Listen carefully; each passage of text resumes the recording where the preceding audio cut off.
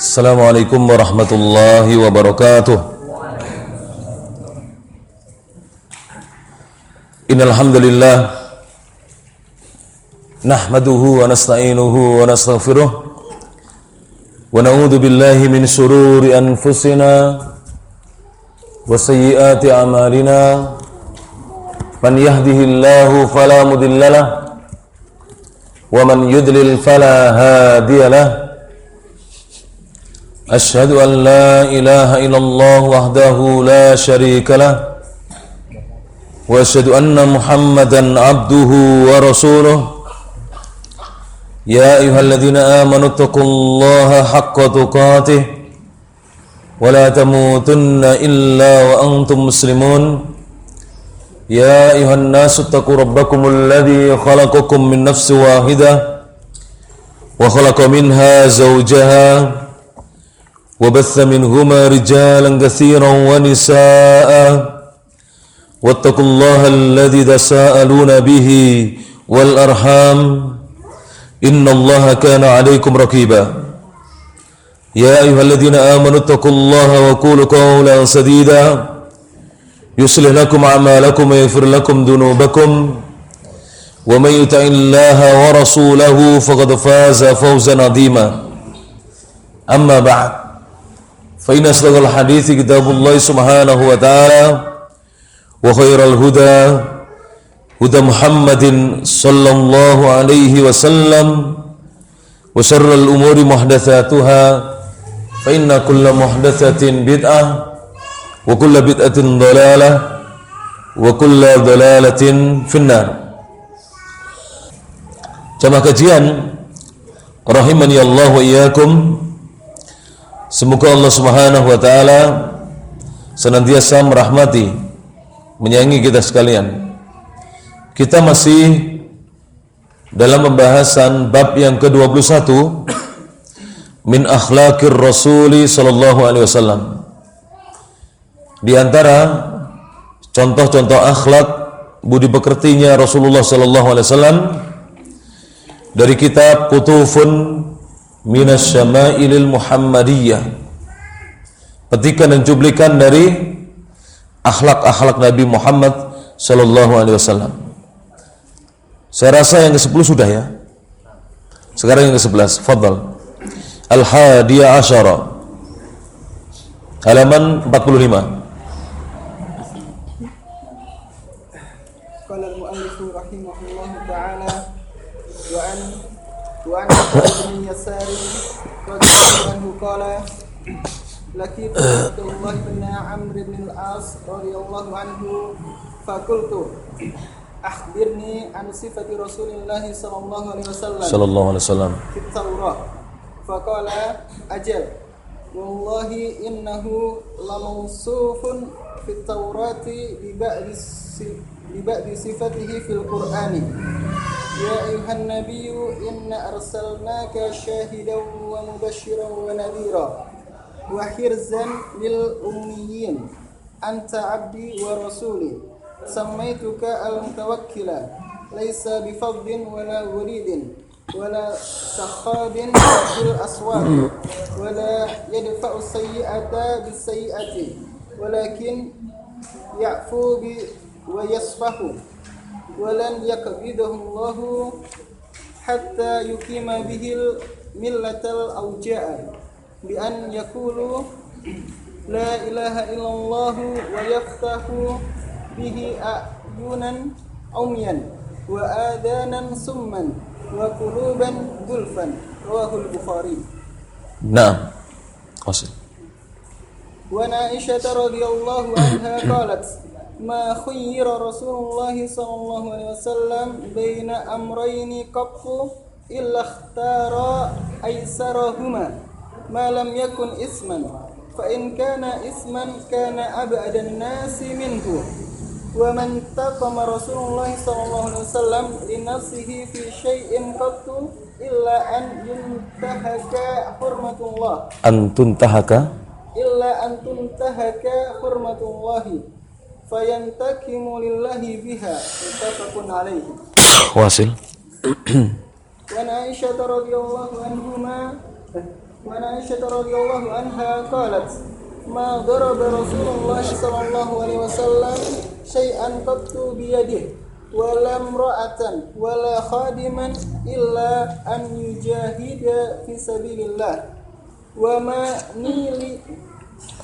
نيل منه شيء قط فينتقم من صاحبه إلا أن ينتهك شيء من محارم الله فينتقم لله رواه مسلم. طيب.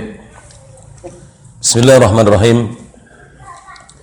Qala Asy-Syaikh Muhammad Ibnu Jamil Zainu rahimahullahu taala. Baki? Wasil. Wa kana sallallahu alaihi wasallam idza atahu as-sa'ilu aw sahibul hajati qala isfa'u tu'jaru wa yaqdi Allahu ala lisani rasulih ma syaa muttafaqun alaihi. Wa yaqdillahu ala lisani rasulih wa yaqdi Allahu ala lisani rasulih ma syaa muttafaqun alaihi. Naam. Baik, bismillahirrahmanirrahim. Qala al-musannif Asy-Syaikh Muhammad Ibnu Jamil Zainu rahimahullahu taala. Beliau berkata, Al-Hadi Ashar yang ke-11, wa an Atha ibni Yasarin rahimahullah, dari Atha bin Yasar rahimahullah, qal, Atha berkata, dan Atha adalah tabi'i, seorang tabi'in. Beliau berkata, laqitu Abdullah bin Amr bin al-As radhiyallahu an, lebih tepatnya radhiyallahu anhuma. Aku pernah bertemu dengan Abdullah bin Amr bin al-As radhiyallahu anhuma. Karena Abdullah sahabi, seorang sahabat, dan Amr ibn al-As juga seorang sahabat. Makanya kita mendoakannya radhiyallahu anhuma. Dan Abdullah bin Amr ini biasa disebut juga termasuk golongannya Abadillah. Jadi Abdullah yang banyak meriwayatkan hadis dari Nabi sallallahu alaihi wasallam, yang mereka merupakan sahabat-sahabat, anaknya dari sahabat-sahabat Rasulullah sallallahu alaihi wasallam. Radhiyallahu anhuma. Fakultu, kemudian aku berkata kepada Abdullah, kata Atha, aku berkata kepada Abdullah, akhbirni an sifati Rasulillah sallallahu alaihi wasallam fit Taurah. Kabarkanlah kepadaku, ceritakan kepadaku tentang sifat ciri-ciri Rasulullah sallallahu alaihi wasallam fit Taurati, yang disebutkan dalam kitab Taurat. Jadi Atha bin Yasar, seorang tabi'in ini, minta kepada Abdullah bin Amr ibn al-As agar menceritakan tentang sifat ciri-ciri fisik dari Rasulullah SAW maupun sifat-sifat beliau yang lainnya yang terkait dengan akhlaknya beliau SAW yang pernah disebutkan di dalam Taurat. Faqal, maka Abdullah bin Amr berkata radhiyallahu anhuma, ajal, tentu, iya, wallahi, demi Allah, innahu la mausufun fit Taurati bi ba'di sifatihi fil Quran. Sesungguhnya Rasulullah benar-benar telah disifati dalam Taurat dengan sebagian sifatnya yang disebutkan di dalam Al-Quran. Jadi ada sebagian sifat yang disebutkan oleh Allah Subhanahu wa taala dalam Al-Quran, itu telah disifatkan di dalam Taurat, diceritakan di dalam Taurat. Di antaranya adalah firman Allah Subhanahu wa taala. Ini ayat terdapat dalam surah Al-Ahzab, ditulis ya, yang tidak ada di situ. Dalam surah Al-Ahzab, surat nomor 33, ayatnya nomor 47. Surat apa? Al-Ahzab, surat nomor 33 urutannya dari Al-Quran, ayatnya nomor 47. Allah Subhanahu wa taala berfirman, ya ayyuhan nabiyyu inna arsalnaka syahidan wa mubasysyiran wa nadhira. Wahai Nabi, Inna, sesungguhnya kami, arsalnaka, inna, sesungguhnya kami, arsalnaka, telah mengutus dirimu syahidan, menjadi saksi. Jadi Rasulullah diutus di dunia ini kelak akan menjadi saksi atas umatnya, wa mubasyiran, dan sebagai pemberi kabar gembira. Jadi diutusnya Rasulullah SAW selain sebagai saksi juga sebagai pemberi kabar gembira, wa nadhiran, dan memberi peringatan, yang memberi peringatan kepada umat manusia, wa hirzan lil ummiyina, dan juga untuk menjaga, sebagai penjaga bagi orang-orang yang tidak baca dan tidak tulis, tidak menulis, tidak mengerti baca tulis. Anta abdi, engkau adalah abdi, hambaku, wa rasuli, dan rasulku. Ini disebutkan dalam Taurat. Anta abdi, engkau adalah hambaku, kata Allah, wa rasuli, dan rasulku. Samaitukal mutawakkil, samaituka, aku menamakan dirimu al-mutawakkila, seorang yang senantiasa bertawakal kepada Allah Subhanahu wa taala. Jadi Rasulullah dinamakan al-mutawakkil karena beliau senantiasa dalam hidupnya bertawakal kepada Allah Subhanahu wa taala. Tawakal itu senantiasa beliau menyandarkan hasil usahanya, hasil kerja dan upayanya hanya kepada Allah Subhanahu wa taala, disertai dengan beliau senantiasa menempuh sebab-sebab. Beliau tidaklah seorang pemalas, tapi beliau juga menjalankan apa yang Allah Subhanahu wa taala perintahkan dan anjurkan. Laisa fi faddin, dia tidaklah seorang yang kasar tutur katanya, wala ghalidin, dan keras perangainya. Jadi faddin itu adalah kasar tutur katanya. Kemudian kalau ghalidin, keras tingkah lakunya, perangainya. Wala sakhabin fil aswaki, dan beliau bukanlah seorang yang suka berteriak-teriak di pasar-pasar. Bukan, Rasulullah SAW tidak demikian. Wala yadfa'u sayyi'ata bisayyi'ati, dan tidak pernah menolak keburukan dengan keburukan yang serupa. Ini akhlaknya Rasulullah, dan ini adalah budi pekerti yang agung dari Rasulullah SAW. Tidak membalas keburukan dengan keburukan, tidak menolak keburukan dengan keburukan. Walakin ya'fu, akan tetapi beliau senantiasa memberi maaf. Wa yasfahu, dan melupakan, tidak mengingat kesalahan-kesalahan orang lain. Yasfah artinya berpaling, melupakan kesalahan yang pernah diperbuat oleh orang lain kepada beliau. Itulah Rasulullah SAW. Bagaimana dengan kita? Kita ini kadang-kadang pendendam, ya. Kalau ada orang pernah berbuat salah kepada kita, kita sulit melupakannya, ya tidak? Sulit melupakannya. Dan ini perangai akhlak yang buruk. Seperti ini jadi penyakit bagi kita. Orang yang sulit melupakan kesalahan orang yang berbuat salah kepadanya, ini jadi penyakit bagi dirinya. Baik penyakit fisik ya, maupun psikis, kejiwaan. Lihat orang yang misalnya tidak bisa memaafkan orang dengan mudah. Itu ketemu orang susah tertawa, ya. Susah, senyum susah. Kenapa? Semua orang yang pernah berbuat salah kepadanya, dia susah memaafkannya. Berbeda dengan siapa? Rasulullah SAW. Ini hendaknya kita perhatikan, ya, bagaimana Rasulullah SAW. Dan ini kalau diamalkan, masya Allah, kita ini bisa hidup di tengah-tengah masyarakat yang majemuk sekalipun, ya. Bahkan seandainya kita hidup di tengah-tengah masyarakat yang kufar, misalnya di Amerika, di Jepang, kita tinggal di sana, bisa hidup kita. Berbeda dengan orang yang memiliki perangai susah melupakan keburukan orang lain yang pernah berbuat buruk kepadanya. Ini sifat-sifat Rasulullah SAW. Beliau yasfah. Walan yakbidahullahu hatta yuqima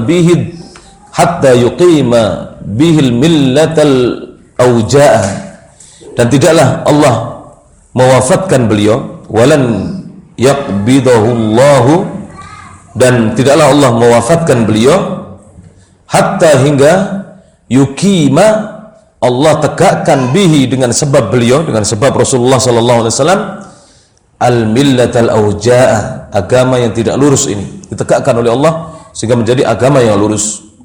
Bi an yaqulu, dengan mereka mengucapkan la ilaha illallah.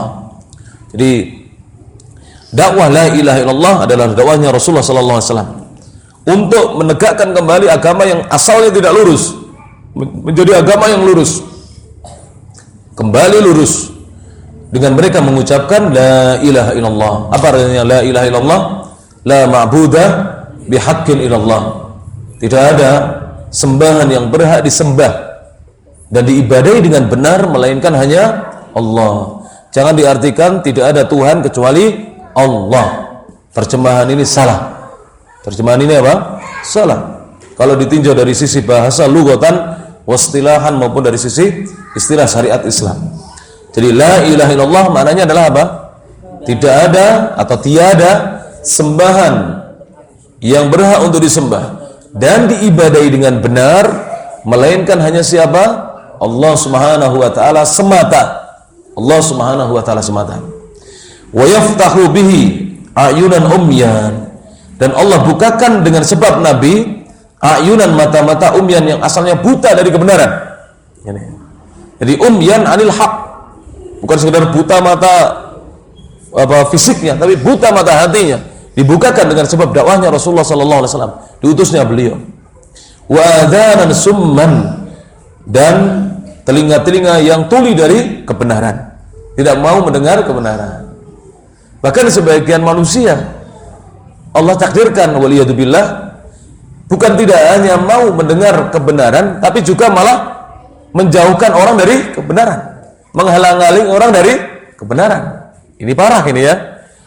Tidak hanya mereka tidak mau mendengar kebenaran, telinganya tidak mau digunakan untuk mendengar kebenaran, tapi ketika ada orang mau mendengar kebenaran, dijauhkan dari kebenaran.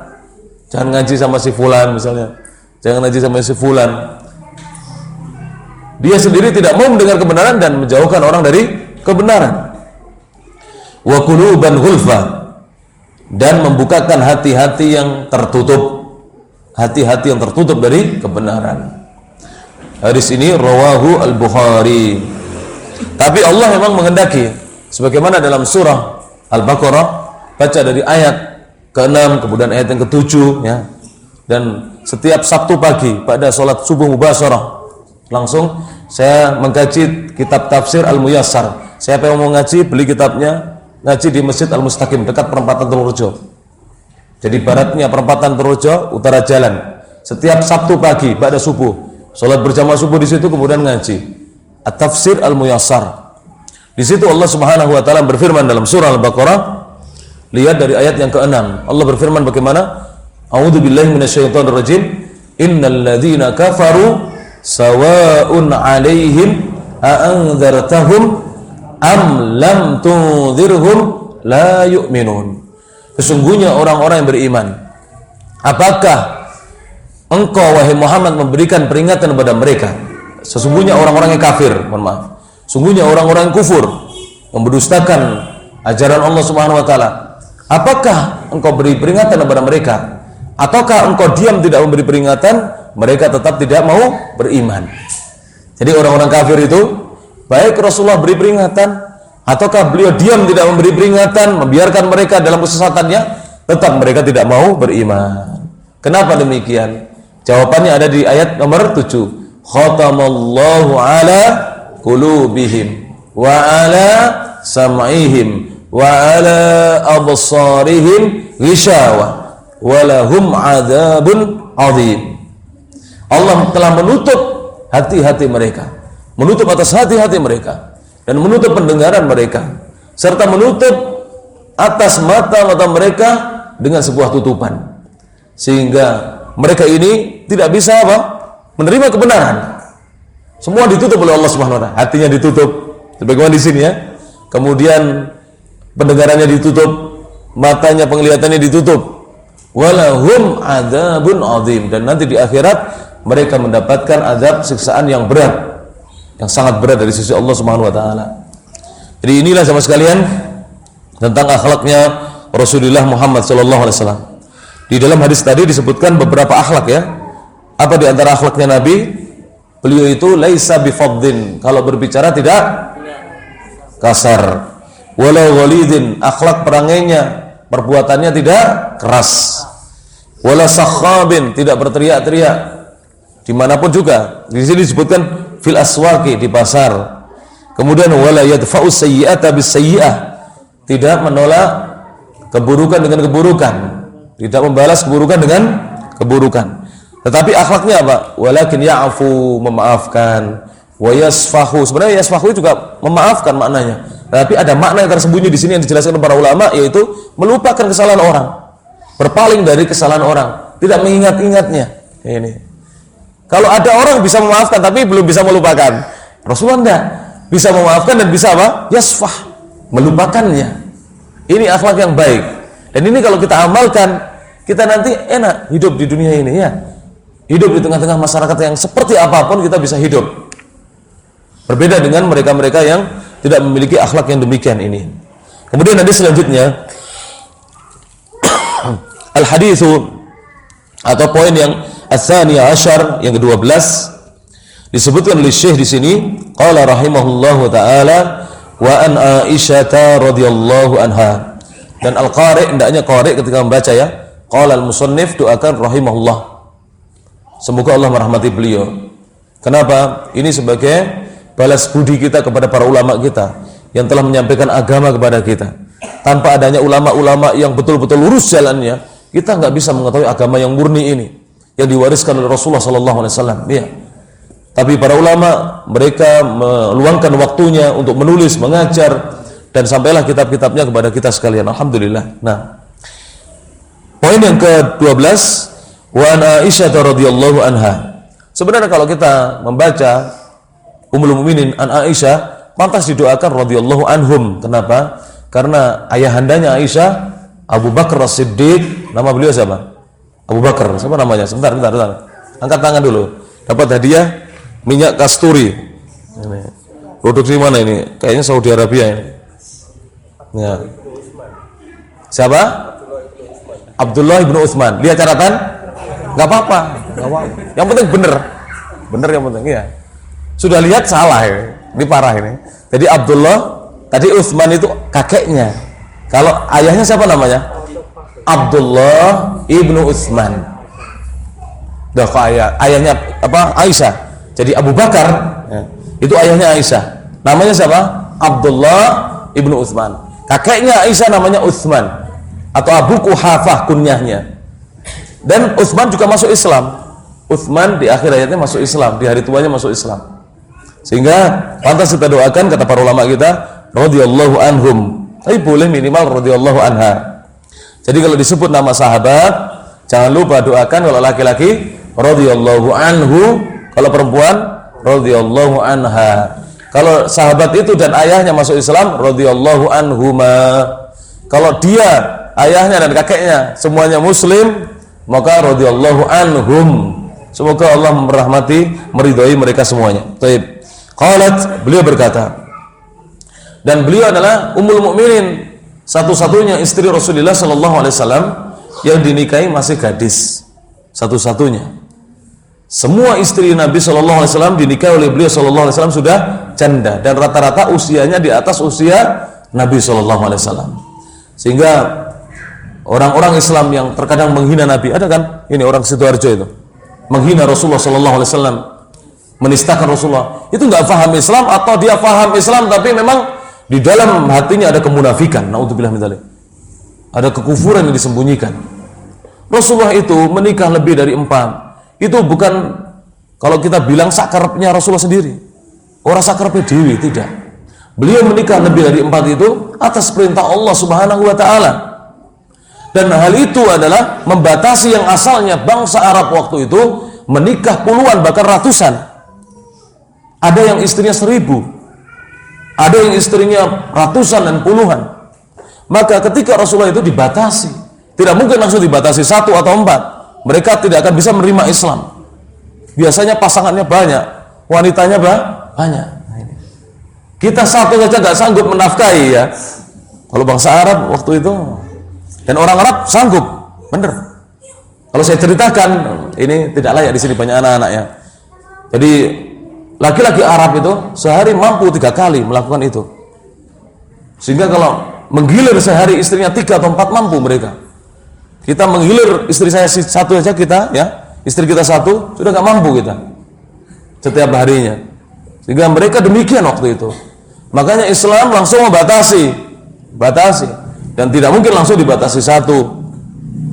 Dan memang laki-laki boleh menikah sampai 4. Dan ini banyak hikmah dan disebutkan oleh guru-guru kami. Di antaranya Syekh Dr. Abdul Muhaimin dari Suriah, guru kami ketika belajar di Makkah, beliau menyebutkan banyak hikmah kenapa laki-laki dibolehkan 4 dan kenapa wanita tidak boleh lebih dari 1. Ini banyak hikmahnya. Kalau kita mau menyadari hikmah ini, subhanallah, ya, wanita-wanita akan memberikan kesempatan kepada saudaranya untuk ikut bersamanya di rumah tangga suaminya, ya. Nah ini, subhanallah, demikian ya. Ini banyak ini. Coba sekarang ya di Suriah. Kalau seandainya laki-laki Suriah tidak ada yang mau poligami atau ta'adud, kasihan banyak wanita yang menjanda, tidak mampu menghidupi anak-anaknya ya, dan seterusnya, tidak mampu mencari nafkah. Ini adalah keadilan Allah Subhanahu wa taala. Dan saya tidak akan berbicara di situ karena di belakang ada banyak wanita. Nanti saya akan diprotes ya, Pak. Tapi ini sedikit untuk membantah sedikit orang-orang yang menistakan Rasulullah sallallahu alaihi wasallam. Seandainya Rasulullah itu suka kalau orang sekarang nafsunya hanya dengan wanita, tentunya beliau tidak akan memilih wanita-wanita sudah janda. Dan beliau mampu, beliau tampan. Manusia paling tampan bukan Nabi Yusuf. Ini orang keliru ini. Nabi Yusuf itu hanya nomor 2. Nomor 1 Rasulullah sallallahu alaihi wasallam. Tidaklah Rasulullah berdekatan dengan seorang yang paling tampan kecuali Rasulullah paling tampan. Jadi kalau ada orang paling tampan disebutkan berdekatan dengan Rasulullah, maka yang paling tampan adalah Nabi Muhammad sallallahu alaihi wasallam. Sehingga kalau Nabi Yusuf berdekatan, siapa yang paling tampan? Nabi Muhammad sallallahu alaihi wasallam. Tanpa ragu lagi, la raiba wala syak, tidak ada keraguan sama sekali ya, bahwa Rasulullah adalah manusia yang paling tampan. Tapi beliau walaupun tampan dan kekuatannya 30 laki-laki. Rasulullah itu kekuatannya 30 laki-laki. Kalau berkelahi dengan 30 laki-laki, 30 ini kalah semuanya, lari. Rasulullah kekuatannya demikian. Sehingga beliau mampu memiliki istri banyak dan mampu untuk memiliki istri yang muda-muda. Tapi kenapa yang dipilih janda-janda? Ini perintah Allah Subhanahu wa taala. Perintahnya siapa? Allah Subhanahu wa taala. Dan menikahnya Rasulullah, perhatikan ini ya, ini membantah orang-orang yang tidak suka dengan Islam. Adalah menikahnya lebih dari 1 adalah setelah Khadijah meninggal dunia. Maka ini adalah ilmu bagi kaum wanita. Kalau suaminya ingin menikah lagi, bilang, "Mas, lah aku mati gak popo sampai nikah lebih dari 2." Karena Rasulullah menikah lagi ketika Khadijah sudah meninggal dunia. Padahal Khadijah itu janda, radhiyallahu anha wa ardhaha. Tapi Khadijah adalah wanita yang cakep, kaya, baik hati, wanita yang pertama kali beriman kepada Rasulullah sallallahu alaihi wasallam, Khadijah. Dan ketika menikah dengan Rasulullah sallallahu alaihi wasallam, saya lebih cenderung usianya 28 tahun. Ada sebagian ulama mengatakan usianya 25 tahun, sama dengan usia Nabi sallallahu alaihi wasallam. Dan kebanyakan ulama, dan ini yang pendapat yang masyhur 40 tahun, tapi tidak didukung hadis yang kuat. Yang kuat insya Allah 28 tahun usia ibunda Khadijah ketika menikah dengan Rasulullah sallallahu alaihi wasallam. Dan ketika itu Rasulullah sallallahu alaihi wasallam perjaka usia 25 tahun. Jadi Khadijah berapa? 28 tahun. Ini yang saya cenderung, dan para ulama ahlul hadis cenderung dengan ini. Ini pendapat yang paling kuat ya. Hadis-hadisnya paling kuat dibandingkan yang 40 dan dibandingkan yang 25 tahun. Baik. Karena kalau 40 tahun berarti putra-putranya Khadijah ini lahir ketika Khadijah usia 50-an atau lebih. Dan ini sangat mustahil, sangat mustahil. Sedikit sekali wanita yang bisa melahirkan di atas 50. Ya tidak. Ini walaupun ada. Ini menunjukkan padahal Khadijah punya putra berapa? Saya tanya. 6 atau 7? Ya, putranya Khadijah 6. Menunjukkan bahwa Khadijah punya putra banyak, ya tak? Berarti Khadijah yang benar adalah sekitar 28 tahun ketika menikah dengan Sayyiduna Rasulullah Muhammad sallallahu alaihi wasallam. Baik. Kita lanjutkan ya. Dari Aisyah, "Ma khayyara Rasulullah sallallahu alaihi wasallam baina amrayni qattu illa ikhtara aisarahuma." Tidaklah Rasulullah sallallahu alaihi wasallam diberi pilihan antara 2 perkara sama sekali, melainkan Rasulullah akan memilih yang lebih ringan dan mudah di antara keduanya. Kalau diberi pilihan antara dua amalan, dua perkara, yang dipilih yang mudah untuk diamalkan. Kenapa demikian? Saya tahu hikmahnya. Dapat hadiah insyaallah ya. Kitab saja, buku. Kenapa Rasulullah senantiasa memilih yang paling mudah untuk diamalkan? Kok nggak memilih yang sulit? Nggih. Untuk memudahkan umatnya mengamalkan. Nggih. Minyak atau buku? Parfum aja ya? Oh, buku. Nggih, monggo silakan ya. Tolong diberikan. Monggo. Masya Allah. Benar apa yang dijawab oleh Insinyur Sugi. Ya, Sugiharto ya. Masya Allah. Jadi untuk memudahkan umatnya. Kenapa? Karena semua apa yang dilakukan Rasulullah ini akan dicontoh oleh umatnya. Kalau beliau memilih yang berat, umatnya tidak akan sanggup dan mampu untuk mengerjakannya, mencontohnya. Iya. Karena Rasulullah diutus untuk apa? Dijadikan teladan, ya kan? Dijadikan teladan oleh Allah Subhanahu wa taala. Kita lanjutkan. Malam yakun isman, selama hal itu bukanlah dosa. Malam yakun, selama yang lebih mudah itu bukan isman, dosa. Jadi beliau memilih yang lebih mudah untuk dikerjakan dan diamalkan selama bukan dosa. Fa in kana itsman, jika yang mudah itu dosa, kana ab'adan nasi minhu, maka dahulu Nabi termasuk orang yang paling jauh dari dosa tersebut. Jadi kalau pilihannya yang satu sulit tapi adalah amalan yang bukan dosa, yang mudah adalah dosa, maka Rasulullah akan jauh dari perbuatan dosa itu. Tapi kalau kedua-duanya mendapatkan ganjaran dan kebaikan, maka yang dipilih yang ringan oleh Nabi Shallallahu Alaihi Wasallam. Paham ini ya? Wa man taqama Rasulullah Shallallahu Alaihi Wasallam li nafsihi fi syai'in qattu illa an tuntahaka hurmatullahi. Dan tidak pernah Rasulullah Shallallahu Alaihi Wasallam membalas dendam atau membela untuk dirinya fi syai'in, dalam sesuatu apapun, qattu sama sekali, illa melainkan antuntahaka, apabila dilanggar hurmatullahi, keharamannya Allah, fayantaqimu lillahi biha, maka Rasulullah akan membalas lillah, karena Allah, biha, hal tersebut, pada keharaman atau hal yang disucikan oleh Allah Subhanahu wa taala. Jadi kalau yang dilanggar itu adalah hurmatullah. Hurmatullah itu maknanya ada dua. Bisa yang dimaksud adalah maharimullah, hal-hal yang diharamkan oleh Allah jika dilanggar, atau kesucian-kesucian yang memang disucikan oleh Allah Subhanahu wa taala. Jika dilanggar, maka Rasulullah langsung apa? Membela. Langsung beliau membalas. Tapi kalau yang disakiti adalah pribadi beliau tidak pernah apa? Membalasnya, memaafkan. Jadi ini apa namanya, akhlaknya Rasulullah. Berbeda dengan kaum muslimin sekarang. Kalau dirinya yang disakiti, membalas. Tapi kalau Islam diinjak-injak, diam saja, anteng wae ya tak? Kalau Islam yang diinjak-injak, kalau Al-Quran yang dihinakan, kalau Rasulullah yang dinistakan, Allah yang dinistakan, diam saja orang umat Islam. Tidak memberikan pembelaan, ya tak? Tidak memberikan pembelaan. Tapi kalau yang dilanggar adalah kehormatan dirinya, baru dia bangkit untuk membela diri. Tidak demikian akhlaknya Rasulullah Shallallahu Alaihi Wasallam.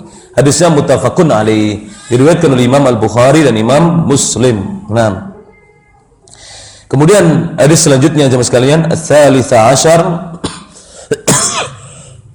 yang ke-13, wa an Aisyah radhiyallahu anha qalat, dari Aisyah radhiyallahu anha, semoga Allah taala meridai beliau berkata, ma daraba Rasulullah sallallahu alaihi wasallam syai'an qattu biyadihi.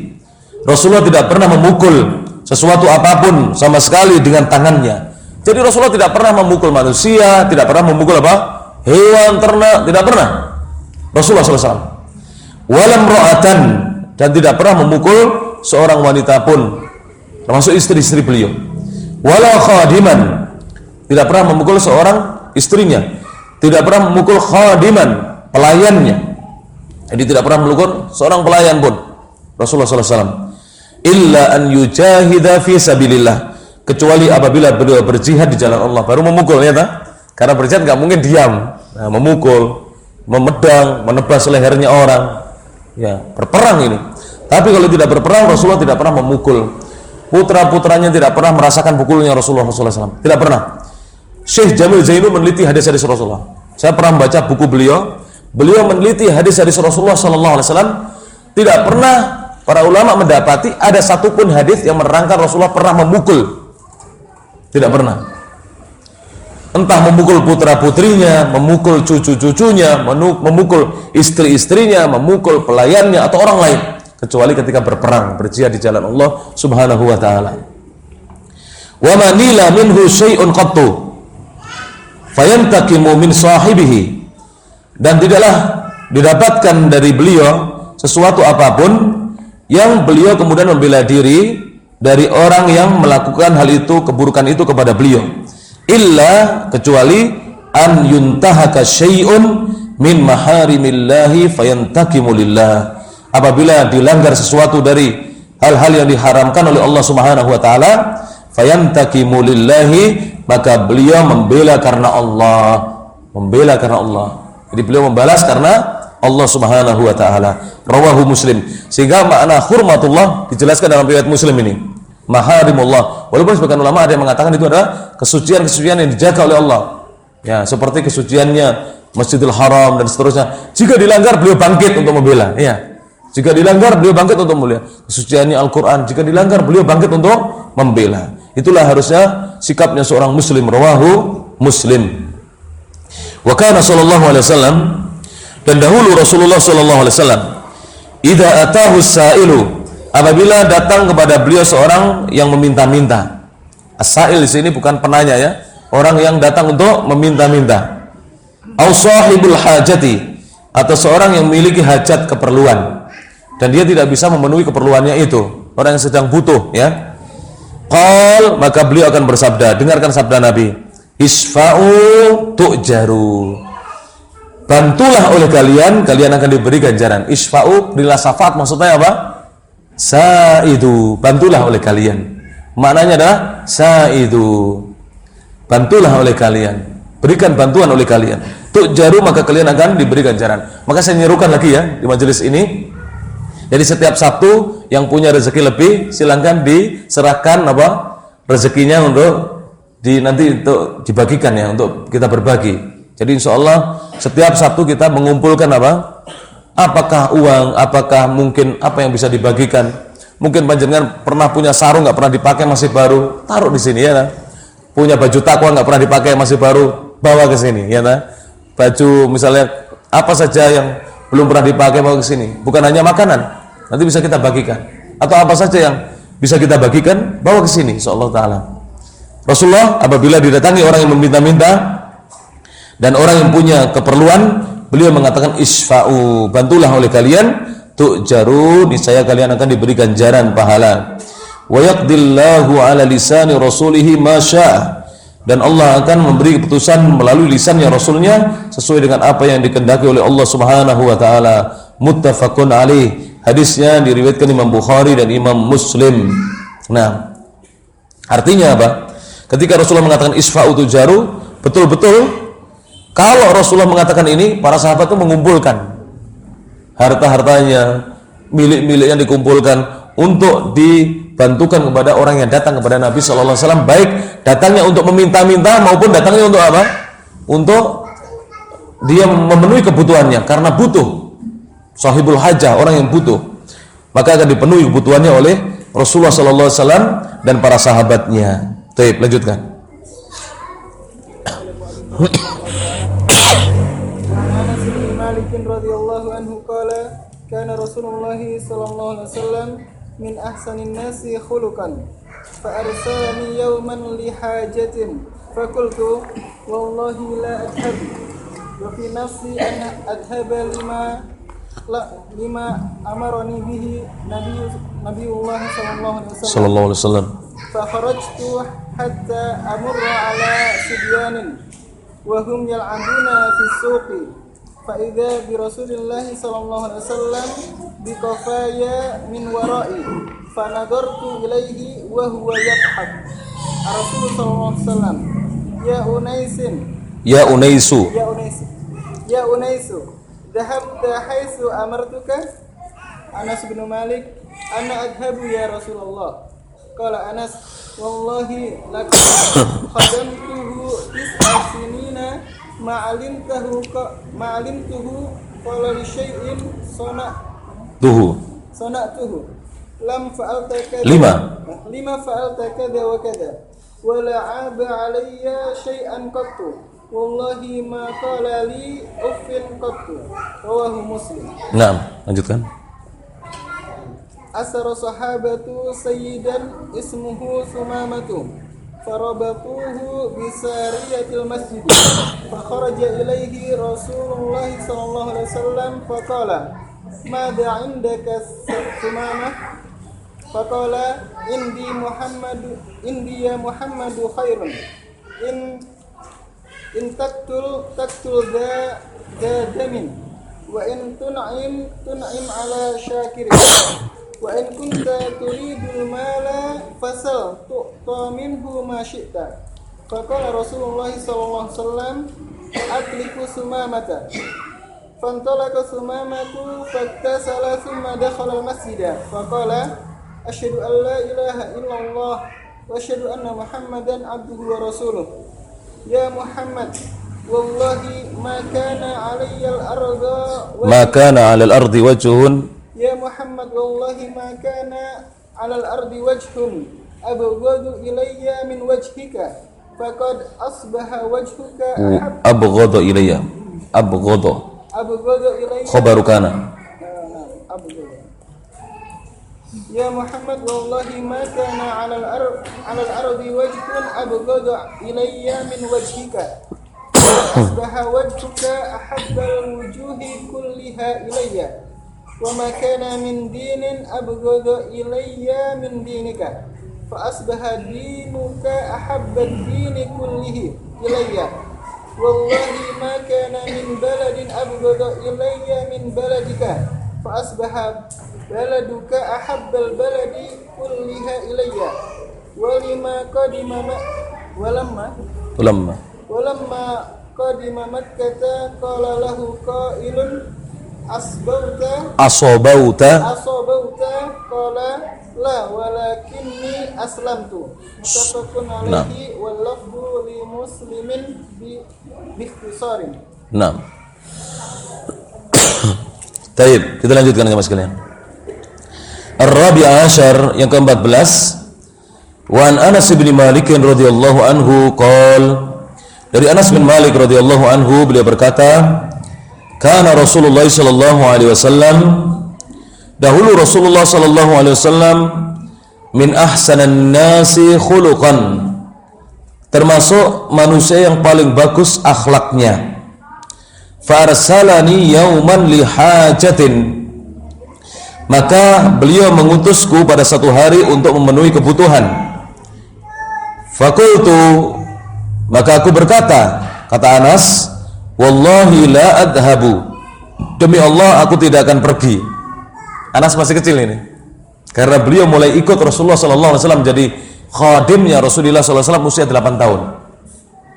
Jadi ketika itu masih kecil, beliau mengatakan, demi Allah la adhabu, aku tidak akan pergi. Biasanya anak kecil kan kadang-kadang disuruh demikian, ya tak? Kadang-kadang kalau disuruh tidak langsung berangkat. Wa fi nafsi, tetapi dalam diriku, di benakku aku mengatakan, an adhaba, aku akan pergi, lima amarani bihi, untuk apa yang aku diperintahkan dengannya oleh Nabi Allah. Tetap aku akan pergi, dalam hati begitu, tapi lisannya mengatakan aku tidak akan pergi. Fa kharajtu, maka aku pun kemudian keluar, kata Anas, hatta amurra ala sibyanin, keluar dari rumah, karena Anas ini tinggal di rumahnya Nabi. Beliau tinggal bersama Nabi SAW, khadimnya, pelayannya. Maka beliau pun keluar rumah hingga beliau melewati berjumpa dengan anak-anak. Wahum yal'abuna fis suqi, dan mereka ketika itu, anak-anak itu bermain-main di pasar. Fa idza bi Rasulillah sallallahu alaihi wasallam, ternyata Rasulullah sallallahu alaihi wasallam bi qafaya min wara'i.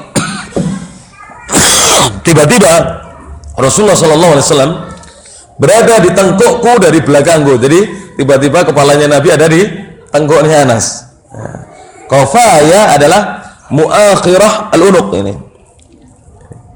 Jadi muakhirah al-unuq, unuq itu leher, di pangkal leher, betul-betul di tengkuknya Anas. Fanadartu ilaihi, maka aku memandang kepada beliau, wa huwa yathaku, Nabi tertawa ini. Jadi tahu Anas salah ya, disuruh pergi untuk memenuhi kebutuhannya Rasulullah, malah bermain-main dengan anak-anaknya para sahabat, namanya anak kecil ya. Rasulullah berada di belakangnya pas begini, ketika dilihat Anas, beliau malah tertawa.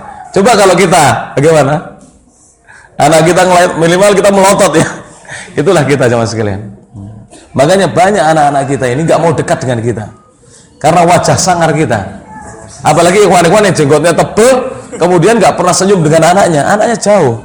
Jangan. Kalau bisa anak-anak itu gulet dengan kita, seperti kucing kita itu ya, dempel-dempel kita, ngelus-ngelus kita. Harusnya anak-anak begitu. Kalau anak-anak jauh dari kita, berarti ada yang salah di dalam diri kita. Ya, jangan kita sebel kalau anak-anak itu gulet dengan kita, atau gulet mendekat dengan kita, kemudian minta pangku, kadang-kadang apa gitu dengan kita. Nggak apa-apa. Begitulah anak-anak yang cinta dengan ayahnya, cinta dengan ibunya ya.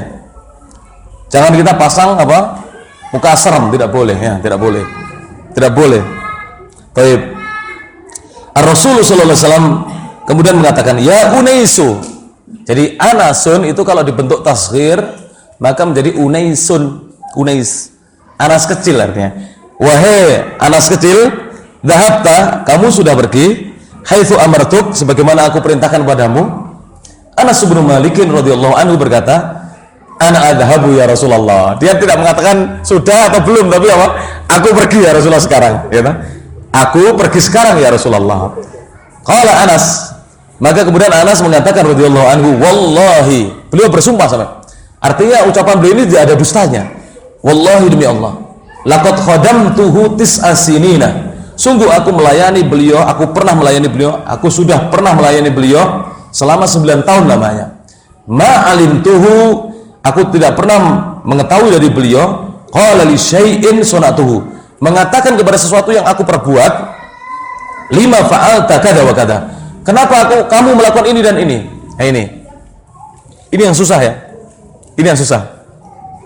Misalnya kita nyuruh anak kita beli lombok kecil, dibelikan lombok besar.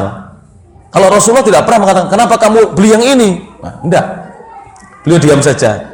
Tapi kemudian kalau kita ya harusnya nyuruh lagi, tolong yang kecil nak ya, ini yang gede ini juga penting, ibu juga butuh, yang kecil tolong dibelikan. Atau misalnya kita punya tukang ngerjakan, kemudian tidak lurus, nggak usah, kenapa ini kurang lurus, tolong diluruskan ini, nggak usah, sudah.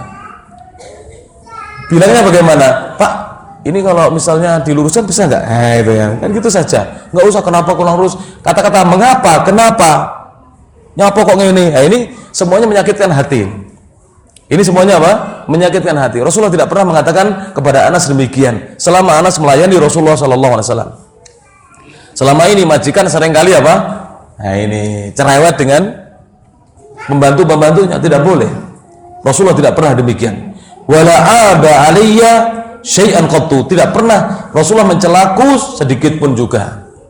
Wallahi demi Allah, ma qala li uffin qattu, demi Allah beliau tidak pernah mengatakan kepadaku uff. Uff ini kalau bahasa kita hus, ojo, nggak pernah, jangan, nggak pernah. Rasulullah demikian. Qattu sama kali, rawahu Muslim. Qattu sama sekali, rawahu Muslim. Sudah adzan ini ya, adzan lebih dahulu, pada adzan kita lanjutkan insyaallah taala ya. Alhamdulillah wahdahu wassalatu wassalamu ala man la nabiyya ba'dah wa ala alihi wa sahbihi wa man wala. Qala al-musannif rahimahullahu taala, beliau mengatakan al-khamis ashar, yang ke-15, asar as-sahabatu radhiyallahu anhum sayyidan.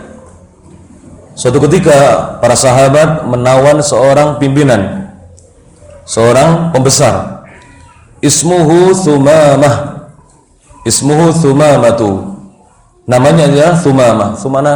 Thumamah ini adalah pimpinan kabilah, orang kafir, namun dia memiliki kedudukan di tengah-tengah kaumnya. Ketika itu ditawan oleh para sahabat Nabi sallallahu alaihi wasallam. Warabatuhu bisariyatil masjidi. Mereka para sahabat mengikat Thumamah, jadi setelah ditawan, menangkapnya, diikatlah Thumamah ini pembesarnya sebuah kabilah, satu kaum, diikatlah di tiang masjid. Jadi orang kafir ini diikat di tiang masjid. Para ulama menyebutkan bahwa dari hadis yang mulia ini bisa diambil fawaid atau faidah, di antaranya adalah bahwa badannya orang musyrik selama tidak ada najis tidak dihukumi najis. Yang najis itu adalah akidahnya. Ketika Allah berfirman innamal musyrikuna najasun, najis keyakinan akidahnya. Silakan dibaca dalam tafsir At-Tabari, Al-Qurtubi, Ibnu Katsir dan lain sebagainya. Mereka menyebutkan bahwa najas di sini adalah najas fil i'tiqad, dalam keyakinannya, yaitu ketika meyakini ada sesembahan lain selain Allah Subhanahu wa taala. Nah, maka Thumamah kemudian diikatlah di tiang masjid. Fa kharaja ilaihi Rasulullah sallallahu alaihi wasallam. Dan ini ada hikmahnya ya, ada tujuannya agar melihat bagaimana kaum muslimin ketika di dalam masjid, agar melihat bagaimana sholatnya kaum muslimin, bagaimana zikirnya mereka, bagaimana akhlak mereka dengan sesamanya, bagaimana akhlak mereka kepada Rasulullah SAW, dan bagaimana Rasulullah ketika menyampaikan mauidhah hasanah di masjid dan seterusnya. Thumamah ini melihat, pembesar kaum ini melihat. Maka keluarlah Rasulullah menemui Thumamah. Faqal, beliau bersabda, inilah sikap seorang muslim dan pimpinan kaum muslimin, yaitu Rasulullah SAW ketika mempergauli atau bersikap kepada tawanan perang, tidak disiksa, tidak dengan listrik, setrum misalnya, tidak dipukuli, tidak. Lihat, Rasulullah mengatakan, "Mada indaka Thumamah." Dalam satu riwayat, "Mada indaka ya Thumamah," ada tambahan ya. Apa yang ada padamu wahai Thumamah? Maksudnya apa? Bagaimana kabarmu? Mada indaka itu adalah kaifa haluka ya Thumamah. Bagaimana kabarmu wahai Thumamah?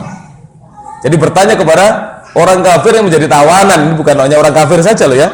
Orang kafir yang jelas-jelas ditawan. Orang kafir yang memusuhi kaum muslimin dan ditawan, berhasil ditawan oleh para sahabat. Ditanya dengan akhlak oleh Rasulullah sallallahu alaihi wasallam. Maka hendaknya kita yang mengaku mengikuti Rasulullah harus punya akhlaknya. Sikapnya dengan orang kafir yang jelas-jelas kafir harbi ditangkap ini sudah jadi tawanan. Begitu sikapnya Rasulullah SAW. Bagaimana dengan kafir yang tidak memusuhi, yang tinggal bersama kita di negeri kita? Bagaimana dengan sama muslim walaupun beda, mungkin kayak sedikit beda mungkin dalam sedikit keyakinan atau apa? Begini sikapnya Rasulullah SAW. Nah, berbeda dengan sikap sebagian kaum muslimin sekarang ini. Jangankan kepada orang kafir, kepada sama muslim aja buruk akhlaknya, iya tidak? Nah, faqal, maka kemudian Thumamah berkata, menjawab, "Indiya Muhammadu khairun." Di sisiku wahai Muhammad, padaku ada kebaikan, maksudnya aku baik-baik saja. Intaktul, jika engkau membunuh wahai Muhammad, taktul dzadamin, engkau membunuh seorang yang punya darah. Maksudnya apa? Punya kedudukan. Kalau seandainya dibunuh, darahnya akan dibalas oleh kaumnya karena dia punya kedudukan. Beliau ini sayyid, pimpinan kaum, pimpinan kabilah, seorang yang terhormat, yang mulia. Wa in tun'aim, jika engkau memberikan kenikmatan, maksudnya melepaskan, tun'aim, engkau memberi nikmat kepada ala syakirin, kepada seorang yang akan bersyukur, berterima kasih. Kalau engkau lepaskan, engkau akan melepaskan orang yang pandai berterima kasih, tahu terima kasih. Wa in kunta turidul mal, jika engkau menginginkan harta wahai Muhammad, wa in kunta turidul mala fasal tu'ta minhu masyi', maka mintalah, kamu akan diberi dari harta itu masyi'ta, sekehendak hatimu, mintalah sudah. Oh, Thumamah ini orang kaya ini, pimpinan kabilah ini disetori oleh kabilahnya ya. Ada setoran dari kabilahnya. Faqala Rasulullah sallallahu alaihi wasallam. Maka Rasulullah SAW kemudian bersabda, iya. Dan demikian ya pimpinan kabilah sampai sekarang ini. Antum tidak tahu ya, di Saudi Arabia selain kerajaan atau raja dan menteri-menterinya menghormati ulama-ulama sebagai pemimpin mereka juga menghormati pimpinan-pimpinan kabilah. Jadi kalau ada rapat-rapat diundang mereka, pimpinan-pimpinan kabilah besar nih, bukan kabilah kecil. Bahkan ada satu kabilah punya kaum, kalau tidak salah sekitar 6.000 orang. Ketika terjadi embargo atas Qatar, kabilah ini yang asalnya dari Qatar pindah ke Saudi dan kebetulan menetap di provinsi yang kami tinggal. Saya tinggal di situ. 6.000 orang diterima oleh kabilah-kabilah dari Saudi dengan baik karena mereka sama-sama sunninya, Ahlussunnah wal Jamaah dari Qatar. Ketika di embargo pergi hijrah ke Saudi Arabia, disertai oleh kaumnya 6.000 orang, satu pimpinan disertai. Karena kaum itu, subhanallah, di Arab itu sangat hormat dengan pimpinan kaumnya dan ulamanya. Pimpinan kaumnya dan ulamanya. Kalau di sini kepala sukunya, begitu ya. Pimpinan sukunya. Faqala Rasulullah sallallahu alaihi wasallam. Begitu Tsumamah mengatakan demikian ini, wahai Muhammad, kabarku baik. Jika engkau membunuh orang yang punya darah, yang ada yang akan membalas dendam, akan tidak terima dengan pembunuhan itu. Jika engkau melepaskan orang yang tahu bersyukur, berterima kasih. Jika kamu menginginkan harta, mintalah, akan diberi harta itu sekehendak hatimu. Maka Rasulullah SAW bersabda, beliau memilih apa? Atliku Tsumamah. Bebaskanlah oleh kalian wahai para sahabat Tsumamah. Disuruh apa? Melepaskan talinya, disuruh membebaskan. Rasulullah memilih untuk membebaskan apa? Tsumamah dan tidak membunuh Tsumamah. Lihat ini akhlaknya Rasulullah SAW. Jika akhlak ini diamalkan oleh kita, masya Allah, orang akan tertarik dengan Islam. Tidak seperti sekarang ini, potret Islam jelek gara-gara akhlak sebagian kaum muslimin yang tidak mencerminkan akhlak Islam sama sekali.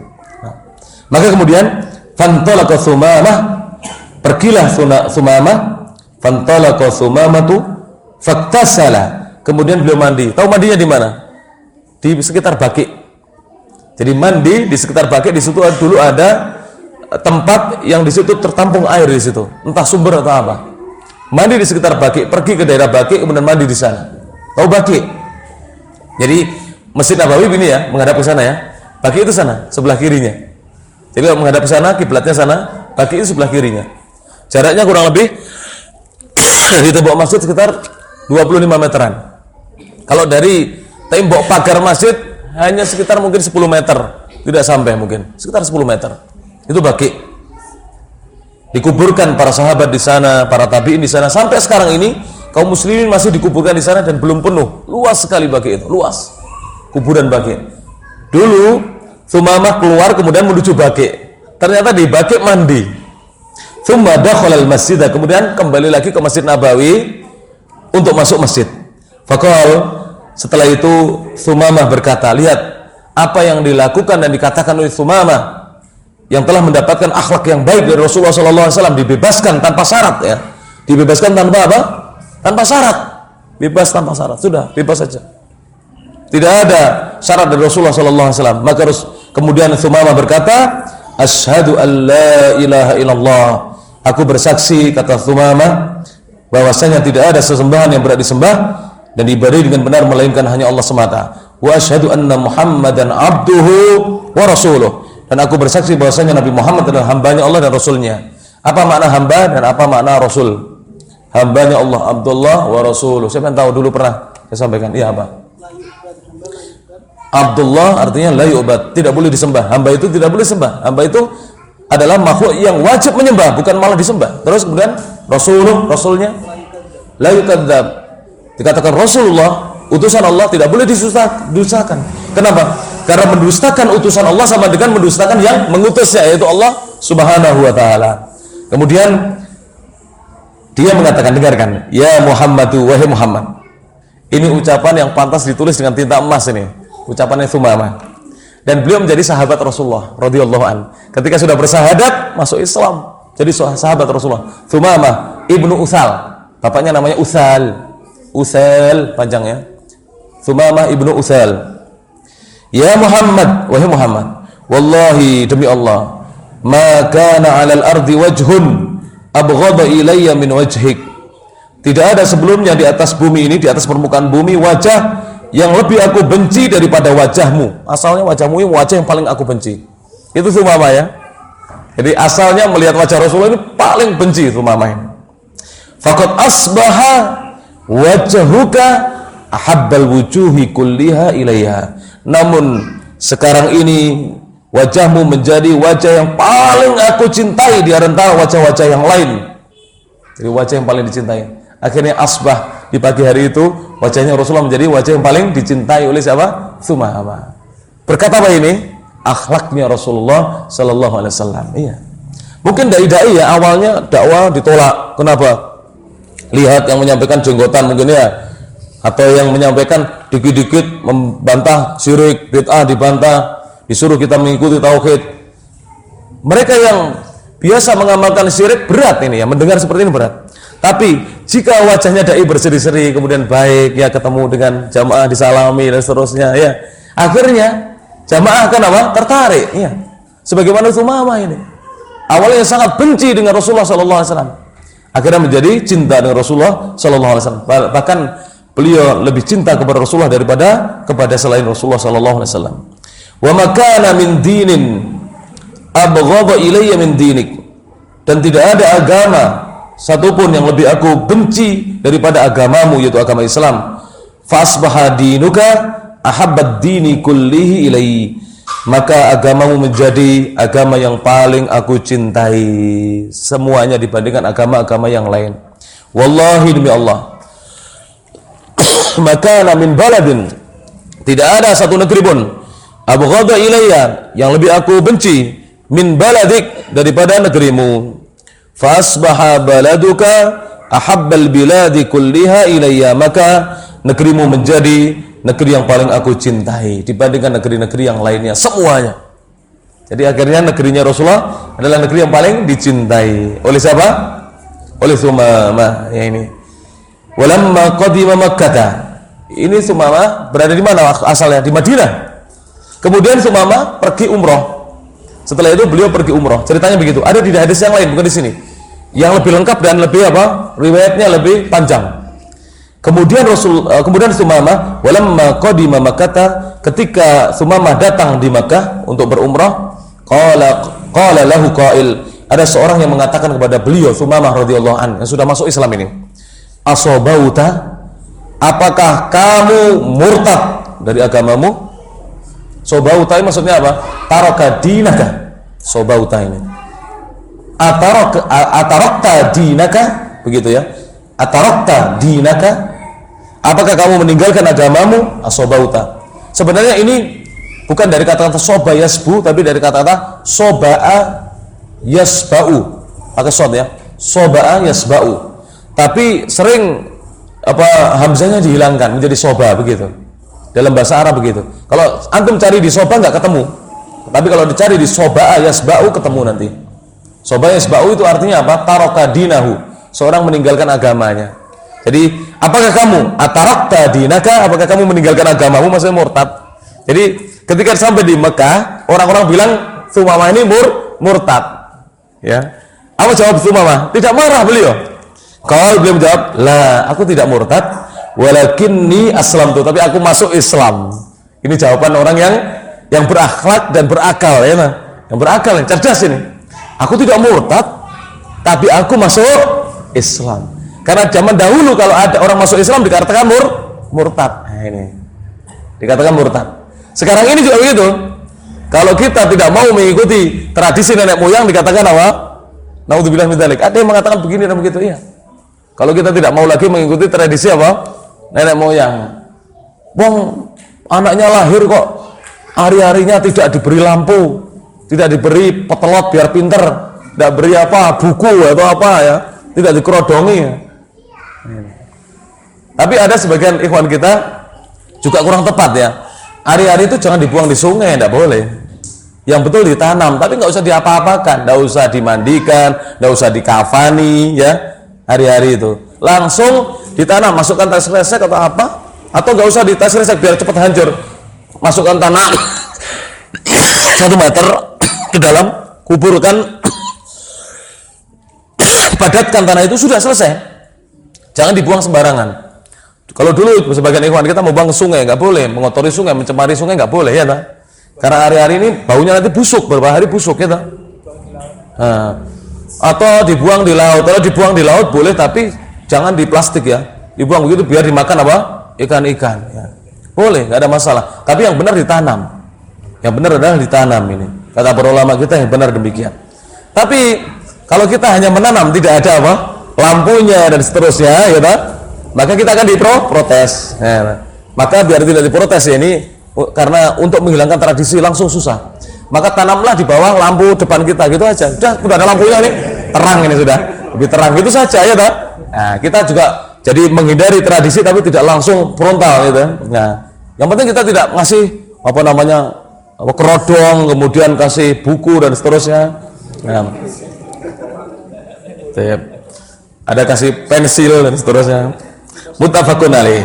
Hadisnya diriwayatkan Imam Bukhari dan Imam Muslim. Wal lafdhu li Muslimin, dan lafaz hadis ini lafaznya Imam Muslim bi ikhtisarin, namun diringkas di sini ya. Disebutkan secara ringkas karena asal hadisnya adalah asalnya panjang. Kita lanjutkan ya. Fadhal. Gak apa-apa ya, malam Ahad ada ini tambahan ini. Jadi tambahan sedikit. Jadi malam Ahad kita ngajinya gak apa-apa sedikit panjang. Kalau biasanya pengajian-pengajian sampai adzan sudah selesai, kita tambah sedikit. Kan sudah biasa tuh kita. Nah, demikian ya. Terutama yang belum biasa saya sampaikan bahwa setiap malam Ahad kantin salam ini, kantin salam itu apa terjemahannya? Kajian rutin Sabtu malam ya. Sabtu malam Ahad maksudnya. Silakan. Hah? Iya. Silakan. Ahaditsu fil akhlaqi. Qala sallallahu alaihi wasallam, inna min khiyarikum ahasinakum akhlaqan. Muttafaqun alaih. Inna min ahabbikum ilayya ahsanakum akhlaqan. Rawahul Bukhari. Akmalul mu'minina imanan ahsanuhum khuluqan wa khiyarukum li nisaihim khuluqan. Rawahu Tirmidzi wa qala hasanun sahihun. Inna likulli dinin khuluqan wa inna khuluqal islami al haya'u hasanun. Rawahu Ibnu Majah. Innal mu'mina la yudriku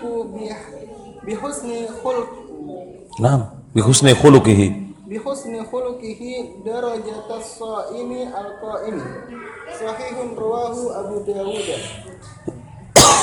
Min akmalil mu'minin imanan ahsanahum akhlaqan wa alqafahum bi ahli.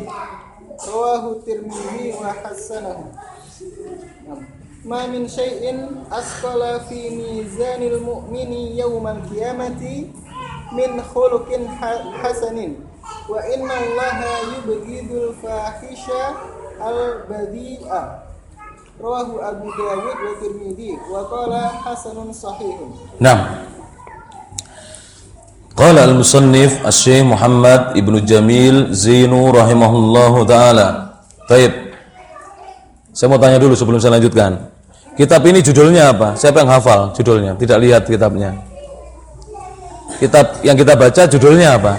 Nanti kita sudah ngaji kantin salam berapa kali pertemuan? Nah, siapa yang hafal tadi? Ya. Kurang dikit depannya ada qutufun minas syama'ilil Muhammadiyah. Naam. Jadi petikan cuplikan dari akhlak pribadi Rasulullah sallallahu alaihi wasallam. Naam, betul. Apa terjemahan judul ini? Qutufun minas syama'ilil Muhammadiyah. Apa judulnya tadi? Ya, apa? Ya. Kutipan akhlak Nabi Muhammad sallallahu alaihi wasallam. Tepat. Nah, betul. Baik, kita lanjutkan. Asy-Syaikh berkata, ahaditsu fil akhlaqi. Hadis-hadis yang menerangkan tentang akhlak. Awalan yang pertama, qala sallallahu alaihi wasallam. Jadi mudah-mudahan setelah dibaca ini kita tahu akhlak ya. Ternyata orang Islam tidak hanya lurus akidahnya, benar akidahnya, lurus manhajnya, tidak ke sana, tidak kemari, tapi juga harus bagus akhlaknya. Tidak cukup akidahnya lurus, keyakinannya benar, ya, manhajnya juga lurus, benar, mengikuti manhajnya as-salaf, mengikuti para sahabat, para tabi'in, tabi'ut tabi'in, tapi juga harus memiliki akhlak. Jangan sampai tidak punya akhlak. Ini bukan sikap seorang muslim.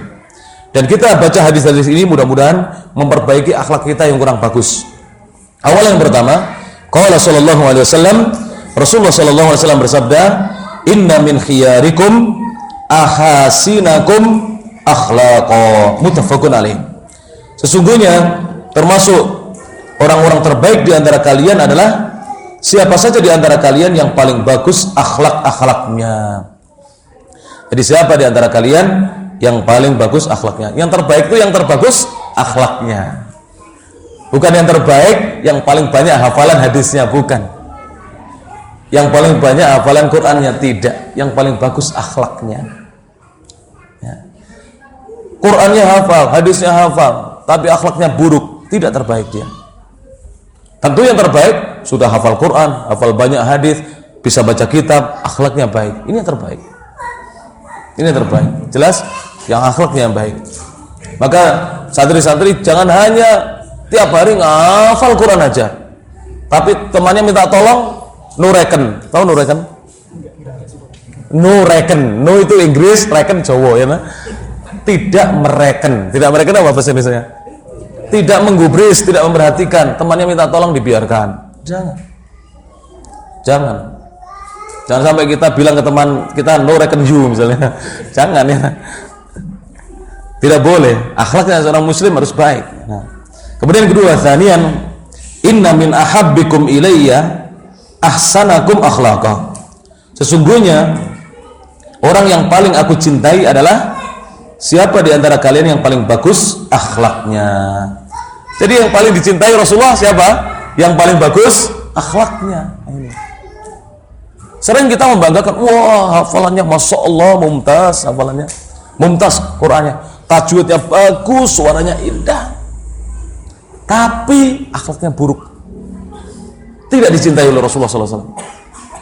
Yang dicintai Rasulullah yang paling bagus akhlaknya, karena memang agama Rasulullah ini agama yang mengajarkan akhlak, bukan hanya agama pamer hafalan. Kalau seperti ini, orang Yahudi hafal kitab Taurat, tapi mereka tidak mengamalkan kandungan apa? Taurat. Mereka pintar Taurat itu, ngerti, tapi tidak diamalkan. Apa gunanya? Apa manfaatnya sekarang ini? Iya. Apa gunanya coba sekalian? Tidak ada orang suka.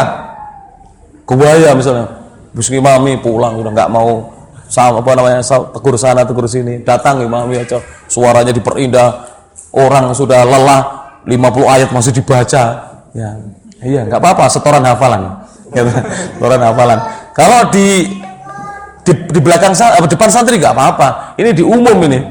Mana orang umur ada yang tua, ada ibu-ibu yang mau pulang segera besok biar bisa bangun pagi untuk makan sahur. Tarawihnya panjang. Kalau Masjidil Haram, Masjid Nabawi nggak ada masalah, ya kan? Di umum kadang-kadang demikian. Maka harus diperhatikan. Semuanya ini harus diperhatikan. Akhlak ini penting, teman sekalian. Akhlak penting. Rawahu Al-Bukhari. Hadis ini diriwayatkan Imam Al-Bukhari. Tsalitsan yang ketiga, Rasulullah sallallahu alaihi wasallam bersabda, "Akmalul mu'minina imanan," orang beriman yang paling sempurna imannya adalah ahsanuhum khuluqa. Siapa di antara mereka yang paling bagus akhlaknya? Ini yang paling sempurna imannya. Jadi iman kita sempurna atau tidaknya dilihat dari akhlak. Ini dari akhlak. Dilihat dari akhlak. Terutama kita yang sudah berumah tangga ya. Ini nasihat bagi saya sendiri, bukan hanya untuk antum. Saya sendiri yang baca kitab ini, saya mendapatkan nasihat dari sini. Sudahkah saya sebagai membaca kitab dan antum yang mendengar kitab ini dibaca, bagus akhlaknya pada istri, kepada anak-anaknya? Iya. Dirubah ini. Jadi suami-suami yang kurang bagus akhlaknya dirubah. Jadikan anak-anak kita ini lengket dengan kita, dekat dengan kita, Masya Allah ya. Kalau kita mau pergi, digandoli, ingin ikut. Kalau kita pulang, diteriakin, Papa, Ayah, Abi, nah, ya, Bapak, Masya Allah ini. Kemudian langsung merangkul kita. Nah, ini ayah idaman seperti ini ya. Nah, ini ayah idaman seperti ini. Saya yakin gadis-gadis pun mencari ayah seperti ini. Ya, suami seperti ini maksudnya ya. Baik. Wa khiyarukum linisaihim khuluqa. Dan sebaik-baik kalian, orang-orang yang terbaik di antara kalian adalah yang paling baik kepada istri-istri mereka. Khuluqa apanya? Akhlaknya. Jadi sebaik-baik kalian adalah yang paling baik kepada istri-istrinya. yaitu akhlaknya. Rawahu at-Tirmidzi wa qala hasanun sahih. Diriwayatkan Imam Tirmidzi dan beliau mengatakan hadis ini hasan sahih. Oh ya, hasan sahih apa maknanya? Dulu sudah pernah saya sampaikan, dapat hadiah kitab. Sering diulangi nih, kalau nggak diulangi nggak paham. Apa? Ada hasan sahih. Ada dua makna ya, apa? Apa? Di atasnya hadis hasan tapi masih belum sampai derajat sahih. Yang kedua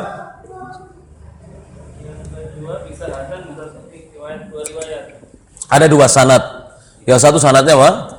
Hasan, yang satu sanadnya sahih. Jadi hadis ini bisa jadi derajatnya itu di atasnya hasan sedikit tapi belum sampai derajat apa? Sahih. Maka dikatakan oleh Imam Tirmidzi, ini istilahnya beliau, mustalahnya beliau, hasan sahih. Atau yang kedua, hadis ini punya dua sanad. Yang satu hasan sanadnya, ada satu sahih sanadnya. Hasan, insyaallah. Ini dimaksud oleh Imam At-Tirmidzi ya. Jadi kalau kita mendengar kalimat seperti ini kita sudah paham. Rabi'an yang keempat, inna likulli dinin khuluqa. Sesungguhnya masing-masing agama memiliki akhlak, budi pekerti. Wa inna khuluqal islami al-haya'u. Sesungguhnya akhlaknya Islam adalah rasa malu. Malu itu adalah akhlak Islam. Makanya kita punya malu ya. Kalau tidak punya malu berarti kita ini tidak berakhlak dengan akhlak Islam ya. Hasanun rawahu Ibnu Majah. Khamisan yang kelima, innal mu'mina la yudriku bi husni khuluqihi darajatas shaimil qa'im. Sesungguhnya orang yang beriman akan mendapatkan dengan kebaikan akhlaknya, derajatnya akan menggapai, akan sampai dengan kebagusan akhlaknya darajatas shaimil qa'imi, derajatnya orang yang rajin berpuasa dan rajin sholat malam. Jadi kita walaupun nggak rajin puasa sunnah ya, atau nggak rajin sholat malam, tapi kalau kita bagus akhlak kita bisa menggapai derajatnya mereka, bisa sampai kepada derajatnya mereka, bahkan bisa mengungguli mereka. Perhatikan ini ya, dalam syarah para ulama menjelaskan bisa menggapai ini maksudnya bisa mengungguli dengan kebaikan akhlak kita. Mungkin di antara kita malah sholat malam atau jarang-jarang sholat malam atau jarang-jarang puasa sunnah, tapi kita bagus akhlaknya, kita bisa menggapai derajatnya orang yang rajin berpuasa, seorang yang berpuasa sunnah dan seorang yang sholat malam. Sahihun rawahu Abu Dawud. Bukan berarti ini menganjurkan supaya kita nggak usah sholat malam, yang penting bagus akhlaknya, bukan begitu ya, jangan disalahpahami ini. Yang keenam, sadisan, inna min akmalil mu'minina imanan ahsanahum akhlaqa. Sesungguhnya di antara orang beriman yang paling sempurna imannya adalah yang paling bagus akhlaknya. Wa altafahum bi ahlihi, dan yang paling berlemah lembut, yang paling lemah lembut terhadap keluarganya. Siapa di antara orang beriman yang paling lembut kepada keluarganya, itulah yang paling sempurna imannya. Ayo, kita yang para suami ini yang lembut kepada istri kita. Kalau terlanjur kasar atau membentak, segera minta maaf ya, minta maaf kepada istri kita. Ini adalah akhlak yang mulia. Rawahu at-Tirmidzi wa hasanah. Hadis ini diriwayatkan oleh Imam Tirmidzi dan dihasankan oleh beliau. Sabian yang terakhir, ma min syai'in athqalu fi mizanil mu'mini yaumal qiyamati min khuluqin hasanin. Tidak ada sesuatu apapun yang lebih berat di dalam timbangannya seorang mukmin pada hari kiamat melebihi akhlak yang bagus. Jadi apapun amalan itu nggak akan bisa melebihi beratnya timbangan akhlak yang bagus. Wa innallaha yubghidul fahisal badi. Dan sesungguhnya Allah membenci, tidak menyukai al-fahisha, seorang yang suka berbuat perbuatan yang fahsya, yang buruk ya, yang jelek. Al-badi lagi kotor, berbuat perbuatan yang kotor. Rawahu Abu Dawud, diriwayatkan oleh Imam Abu Dawud wa Tirmidzi wa qala hasanun sahih. Dan beliau Imam At-Tirmidzi mengatakan hasan sahih di sini. Demikian yang bisa disampaikan sama sekalian. Mudah-mudahan bermanfaat. Subhanakallahumma wa bihamdik, asyhadu an la ilaha illa anta, astaghfiruka wa atubu ilaik. Wa akhiru da'wana alhamdulillahi rabbil alamin. Assalamualaikum warahmatullahi wabarakatuh.